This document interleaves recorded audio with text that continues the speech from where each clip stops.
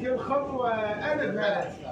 طبعا ابن علي شيخ أبو حيدر ضيف، أبو حمزة صقار الدواعش، أبو حمزة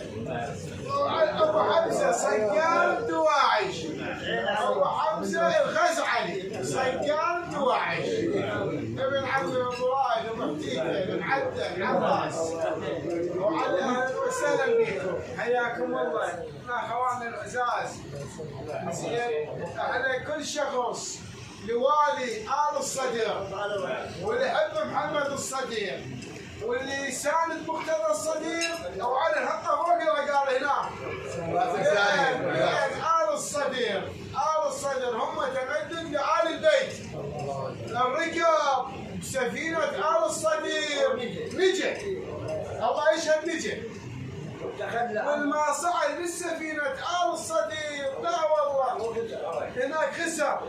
زين، واحنا نسأل الله سبحانه وتعالى ان الوالي متفتح على طريق الحق، طريق الحسين سلام الله. لان الله سبحانه وتعالى من خلقنا مو اكل ونوم وتشريب وثريب زين وملذات الدنيا، لا، خلقنا ان ننصر الدين والمذهب. وان شاء الله احنا آل الصدر شو تقول؟ للموت. الله وكيلك للموت. زين، واليوم ابو حمزه معدل الشيخ ابو حمزه صقار الدواعش بالنجف الاشرف، كل خطوه الف هلا 100 هلا بيك حبيبي قلبي. فدوى اروح لهاي الشيبه، هاي الشيبه المباركه، فدوى اروح لها. وانا خادم لك يا انا خادم تأمر. احنا متشرفين وان كل يعز الاحترام والتقدير لاخونا وشيخنا عزيز الغالي